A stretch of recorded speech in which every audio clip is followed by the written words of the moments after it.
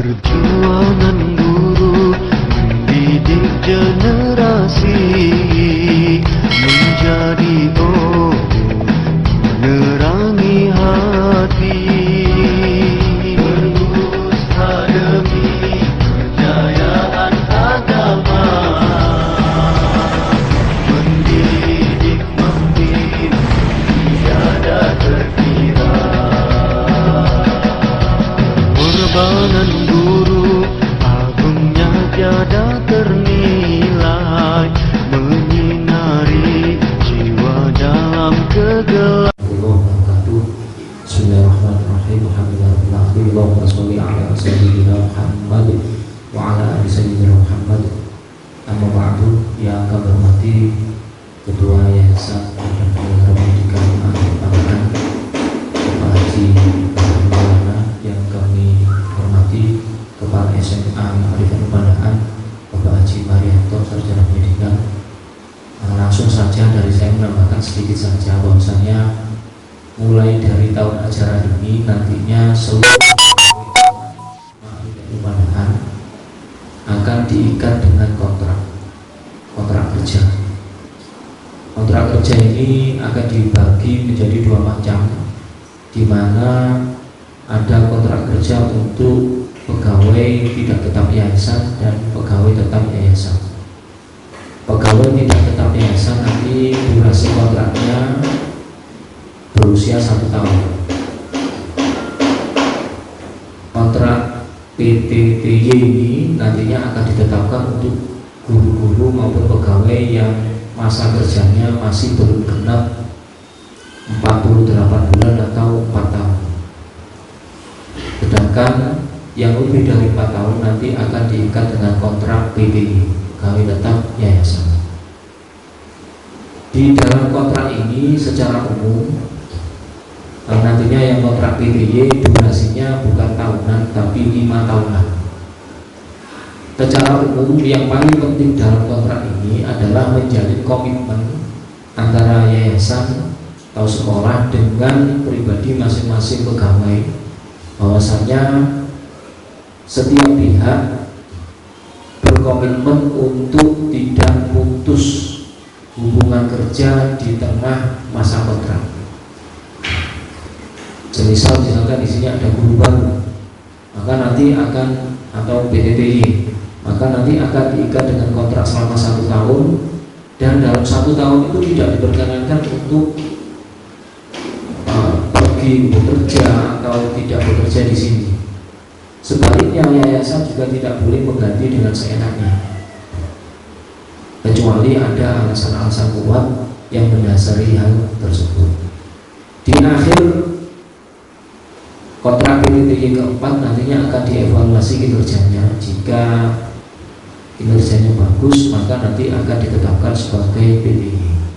Jika tidak bagus, otomatis nanti akan ada treatment khusus. Kondisi paling buruknya tentu saja adalah tidak diperkenankan untuk mengajar atau bekerja di SMA Arifin Pandaan lagi. Untuk yang sudah PTY nanti kontraknya 5 tahunan, kecuali yang sudah tidak mungkin 5 tahun, misalkan usianya sudah terbentur dengan usia, misalkan usianya sudah 57 tahun. Kalau 5 tahun kan jatuhnya selesai kontrak 62 tahun.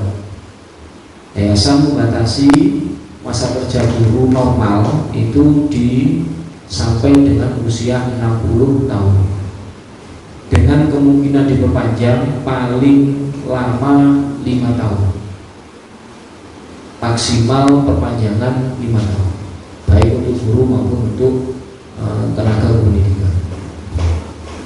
Nah, hal ini nantinya kalau guru-guru yang usianya di atas 55, otomatis nanti kontraknya tidak pas 5 tahun tapi menyesuaikan dengan usianya. Peraturan ini memang baru dan arahnya nanti harapannya pengurus yayasan itu baik yang PNS apa istilahnya dipakai itu DBK, baik yang DBK maupun yang PTY yayasan itu nanti bisa menerima gaji pokok yang setara, tidak sama persis tapi setara. arahnya ke situ. Jadi nantinya kami harapkan tahun ajaran ini nanti sudah bisa selesai aturan terkait gaji tetap untuk PTG itu tadi, sehingga nanti acuannya sudah bukan lagi jam pelajaran atau jam mengajar. Guru tidak terikat lagi dengan dia mengajarnya berapa JP, kemudian dikalikan dengan per JP-nya berapa, itu menjadi acuan gaji pokok. Nantinya tidak menjadi seperti itu lagi, mirip dengan PNS. Tentu saja kewajibannya nanti juga mirip dengan PNS, masuk di jam yang ditentukan, pulang di jam yang ditentukan. Insya Allah ini lebih mendekati istilah guru sejahtera dibandingkan guru kurang sejahtera. Pemikiran kami di yayasan kurang lebih seperti itu. Kami mohon maaf sampai detik ini belum bisa memfinalisasi peraturan tersebut karena fokus utama yayasan sampai 3 tahun ke depan adalah beralih. Dulu sempat saya sampaikan bahwasanya ada rencana untuk pembelian lahan baru dan pindah itu. Kemarin diputuskan di yayasan perpindahan tersebut menelan biaya yang terlalu besar. Apalagi kalau kita cari tanah yang luas di pinggir jalan itu saat ini terlalu sulit di Pandaan untuk cari. Apalagi kalau di wilayah perkotaan. Kelurahan Pandaan, Kelurahan Ketongasri dan Kelurahan Jogosari ini sudah hampir tidak punya tanah luas yang pembangunan gedung yang difokuskan dalam 3 tahun ke depan ini adalah gedung putih ini. Rencananya seperti jenengan lihat sendiri di sisi barat itu, di situ akan ada bangunan 2 lantai plus atapnya itu nanti dijadikan lapangan. Adapun gedung yang saat ini sedang duduk dan sebelah ini lab komputer itu nanti ada rencana akan ditingkat sampai 4 lantai. Kurang lebih total pengerjaan proyek ini gambaran kasarnya membutuhkan dana di kisaran 8 sampai 10 miliar. Oleh karena itu di 3 tahun ke depan ini RKAS kami sudah sampaikan juga ke kepala sekolah dan wakil kepala sekolah, nantinya minta tolong untuk diefisienkan. Bukan berarti semua kegiatan dikepras, bukan, tapi lebih diefisienkan. Hal-hal yang mungkin tidak diberikan atau tidak ada, yang kurang urgent, itu mungkin nanti menjadi prioritas kedua atau ketiga. Prioritas utama adalah penyelesaian proyek ini. Harapan kami setelah paling lambat setelah bangunan ini jadi, nanti guru-guru sudah menggunakan skema kesejahteraan seperti PNS tadi yang sebutkan. Walaupun tidak semua peraturan yang ada di PNS akan diadopsi, karena PNS itu punya sangat banyak tunjangan. Setahu saya, ada tunjangan istri, ada tunjangan kesehatan, ada tunjangan anak, tunjangan daerah, TKD juga ada. Kita nggak mungkin minta ke Ma'arif. PJ juga sepertinya sampai hari ini nggak ada rencana untuk memberikan TKD, atau mungkin yang relatif barusan saya cek paling murah, paling sedikit aja mungkin itu 2,5, ada yang sampai 17 juta. Tapi arahnya ke sana. Harapan kami 3 tahun lagi maksimal itu sudah diterapkan. Kalau memungkinkan tahun ini diterapkan dengan berbagai macam efisiensi atau penghematan, ya sesegera mungkin akan diterapkan. Kami harap Bapak Ibu guru dan tenaga kependidikan semuanya bisa menerima perubahan-perubahan yang akan terjadi. Secara umum intinya kami ingin bahasa kasarnya itu bayaran lingkungan dinaikkan. Secara umum seperti itu, intinya demikian. Nah, salah satu cara yang ditempuh adalah dengan mengefisienkan pembayaran siswa ke sekolah, di mana di tahun ajaran yang lalu itu ada istilah SPP, ada istilah daftar ulang, ada istilah uang gedung, ada uang buku, uang wisuda, ada apa lagi ya, PHB dan seterusnya, banyak sekali macam-macamnya. Kemarin sudah disepakati bahwasanya pembayaran di SMA Ma'arif dan Pandaan ini diringkas menjadi 3 macam. Di pembayaran dari wali murid ke SMA Ma'arif dan Pandaan cuma ada 3 macam. Yang pertama adalah pembayaran bulanan yang kita sebut tetap sebagai SPP. Yang kedua pembayaran tahunan yang diistilahkan sebagai uang tahunan atau istilah penggantinya. Yang ketiga adalah pembayaran sekali seumur hidup selama anak itu sekolah di sini adalah uang daftar ulang untuk anak, khusus untuk anak kelas 10.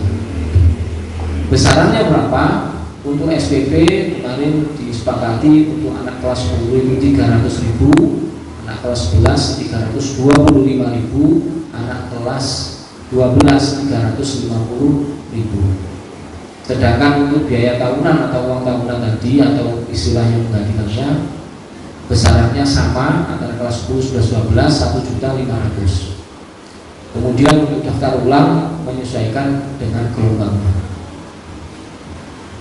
Nah, yang diterima sekolah dengan metode ini diringkas ini tadi itu sesuai perhitungan kurang lebih di angka yang sama, bahkan sedikit saja ada penurunan. Kalau jumlah siswanya di kisaran 250 sampai 270, tapi kalau sampai 300 siswa nanti ya sedikit ada kenaikan, tapi kurang lebih ada di level yang sama. Yang dibayarkan siswa ke sekolah selama 3 tahun di sini kalau di total itu sama saja sistemnya, diubah atau tidak diubah totalnya kurang lebih di kisaran yang sama. Nah, selain itu nantinya ada rencana dari yayasan untuk meningkatkan pendapatan adalah dengan membentuk beberapa badan usaha. Di antaranya ada rencana untuk membentuk usaha catering yang nantinya catering ini akan menyediakan konsumsi untuk kebutuhan-kebutuhan rapat atau kebutuhan kegiatan Bapak Ibu di sekolah, baik itu makanan, jajanan maupun minuman. Juga nantinya akan dijual di kantin-kantin yang ada di sekolah.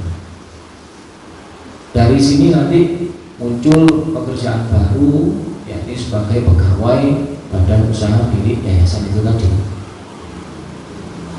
Harapannya nanti dari situ bisa memunculkan profit. Idealnya kami kepingin seperti di SMA NU 1 Gresik. Kebetulan di sana bulan lalu ketika kami survei itu bahasanya sebagian pengeluaran sekolah dengan guru, penghasilan guru itu sudah di level PNS itu didapatkan dari kantin.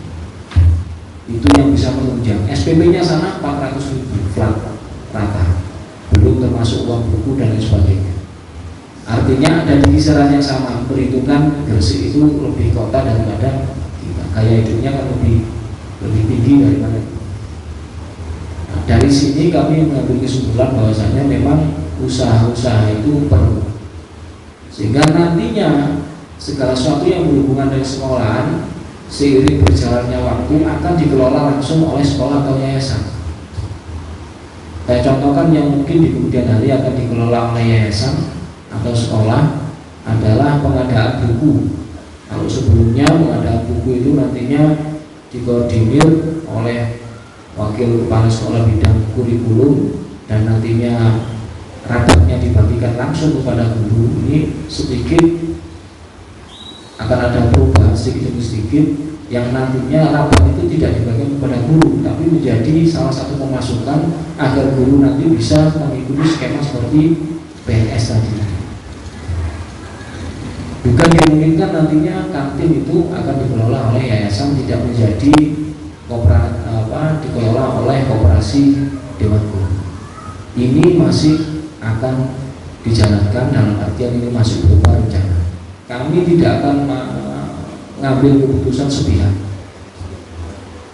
Tujuannya tadi, yaitu tadi kesejahteraan guru bisa kita di level sama dengan PNS, setara dengan PNS, tidak sama persis tapi setara dengan PNS. Kurang lebih itu yang bisa saya sampaikan.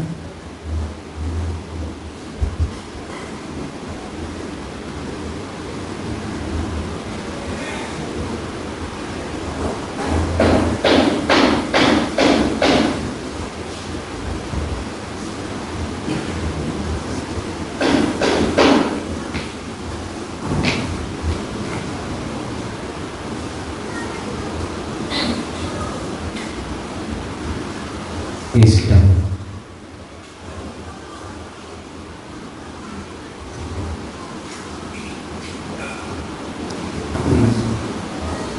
terkait aplikasi,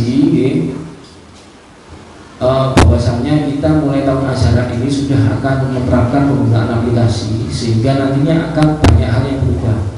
Saat ini sudah bisa berlaku 3 fitur, baik untuk guru, siswa maupun admin di sekolah, yakni pembayaran SPP, kemudian absensi siswa, dan nilai siswa. Nantinya guru-guru ketika sudah menyelesaikan penilaian untuk setiap KD atau untuk setiap CP, kalau yang kurikulum merdeka, bisa mengisikan nilai ke aplikasi tersebut. Orang tua tinggal melihat di aplikasi terkait dengan penilaian. Otomatis ini nanti akan mengubah sistem pembuatan rapor bulanan. Sudah tidak lagi diperlukan adanya cetak rapor bulanan. Adapun rapor semesteran, karena itu menjadi dokumen resmi yang dikeluarkan sekolah sejalan dengan peraturan yang diterapkan oleh pemerintah, itu tetap nanti akan ada pencetakannya. Kurang lebih aplikasi saya harapkan nanti Bapak Ibu guru berperan aktif, utamanya terkait dengan absensi siswa di kelas. Bukan semua guru bisa masukkan absensi siswa, sehingga nantinya bisa lebih mudah kontrol kehadiran siswa. Selain itu pembayaran bagi yang wali kelas, nantinya pembayaran itu ketika telah terverifikasi oleh admin keuangan, dalam hal ini nanti dari tim TU khususnya bendahara, maka nanti orang tua akan mendapatkan notifikasi atau bisa ngecek langsung bahwasanya anaknya sudah bayar atau belum. Nah, ini perlu dipahami bahwasanya nantinya ketika barangkali hari ini siswanya sudah bayar, tetapi di aplikasi hari ini belum diupdate datanya, barangkali nanti orang tua menghubunginya ke wali kelas, bukan menghubungi ke bendahara. Otomatis hal seperti ini nanti minta tolong diberikan penjelasan kepada Bapak Ibu wali murid. Karena bagaimanapun juga kita masih di tahun pertama uji coba ini, sehingga nantinya mungkin masih ada kekurangan di sana sini. Intinya kita jalan dengan aplikasi ini, dan saya harap nanti bisa sepenuhnya bermanfaat dan menggantikan proses-proses lainnya yang sudah jalan di sekolahan yang kurang efisien. Kurang lebih itu saja. Saya harap nanti wali kelas sudah benar-benar menguasai aplikasi, karena nantinya wali murid ini perlu juga pendampingan penggunaan aplikasi. 3 bulan ke depan saya yakin penggunaan aplikasi ini akan memunculkan banyak masalah. Saya omongkan dulu, pasti masalah itu terjadi ketika ada perubahan.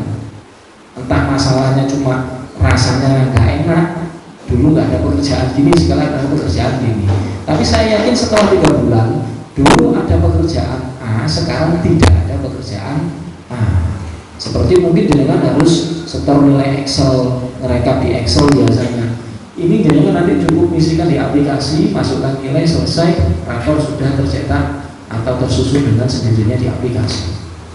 Ini saya yakin nanti akan banyak mengurangi effort atau usahanya Bapak Ibu guru untuk melakukan nilai keamanan. Saya pikir itu saja yang perlu saya sampaikan.